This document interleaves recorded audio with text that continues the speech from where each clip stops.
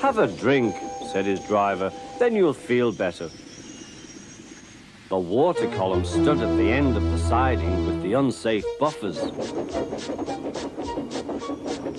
Suddenly, Percy found that he couldn't stop. The buffers didn't stop him either.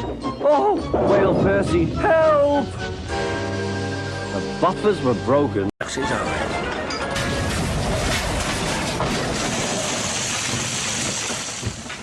Was late for the Duchess. He whooshed like the wind into Wellsworth Station. Whiff was there. Whiff was too tired to puff on. Thomas didn't see Whiff until it was too late.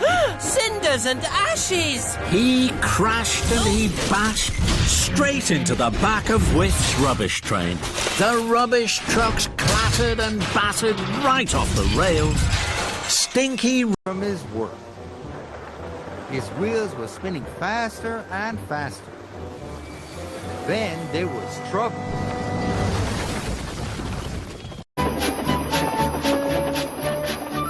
Thomas collected the tree safely, but large snowdrifts lay ahead.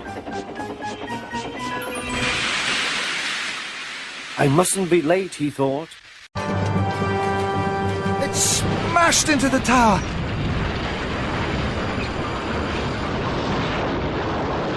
As the tower crashed to the ground, bricks and dust exploded everywhere. He huffed and he puffed and he heaved so hard, the coupling broke. Thomas shot forward. Cocoa powder flew everywhere.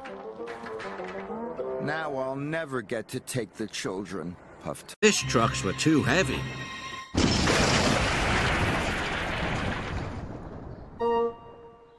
Oops, said Thomas. Thomas bumped straight into Percy and the bunting flew up in the air. I suppose Percy and Duck did not want to be telltale, so they said nothing. Diesel was ruder than ever. Next day, he was shunting trucks full of china clay. He banged the trucks hard into the buffers, but the buffers weren't secure. The silly trucks were sunk. Soon, the fat controller heard the news. The sun had bent the rails on the track.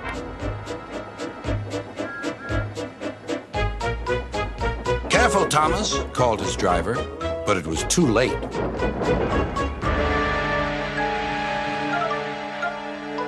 "That's done it," said his driver. "We shan't get any further today." "But what about my passengers?" asked Thomas. "Don't worry." The whole branch line was weak and rusty. There were signs warning all the trains to go slow. But Gordon ignored the signs. "I'm an express engine. I don't go slow," he said. And he went even faster. The branch line couldn't take his weight, and the rails buckled. "Oh, help!" Gordon cried as he slid off the tracks and into a field.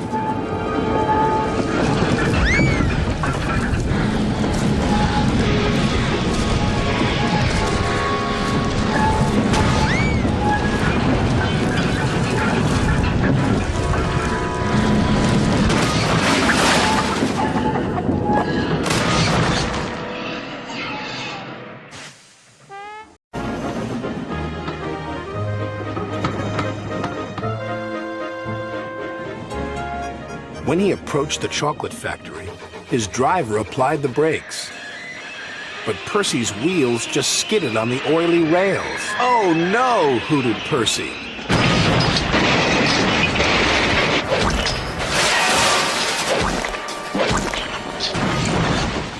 Yuck! He didn't dare look at what was coming next. There was the station master's house. The station master was about to have breakfast. "Horrors!" cried Thomas, and shut his eyes. The house rocked, broken glass, cried the driver. Duck put every ounce of weight and steam against the cars. "It's too late!" Duck groaned. He veered into a siding where a barber had set up shop. He was shaving a customer.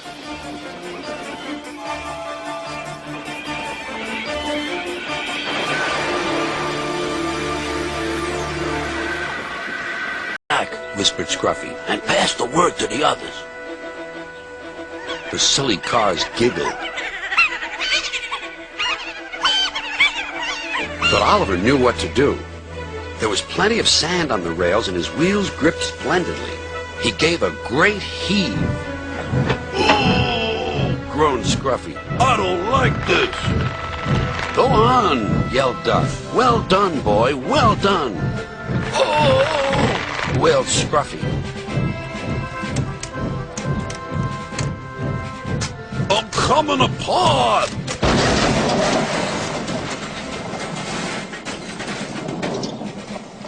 And he did. Then there was trouble. Come down, groaned his operator. Ned was still dreaming of knocking buildings down and wasn't watching where he was going. Look out! Cried his operator. But it was too late.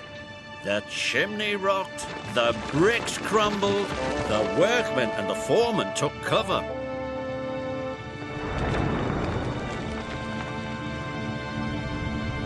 Oliver and Thomas watched in amazement.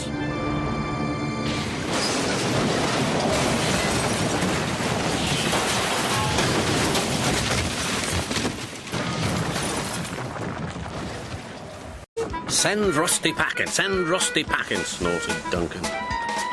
He climbed the hill furiously.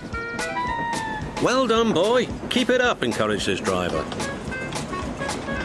Soon they were near the first station. Duncan was pleased. Nothing's happened, silly old diesel. Clever me. And he rocked and he rolled along the line. Steady, boy, checked his driver. But it was too late. Sleepers and ballast. We'll leave the coaches now and fetch some cars from the quarry. Cars, snorted Sir Handel. Cars. I won't. So there. Sir Handel was about to cause a great deal of trouble. Told you, said Hiss. He moved slowly forward to jam the table, but he couldn't stop himself and slithered into a ditch. Ooh, she hissed. Get me out! Get... He decided to bump him back. Before they knew it, they skidded off the track and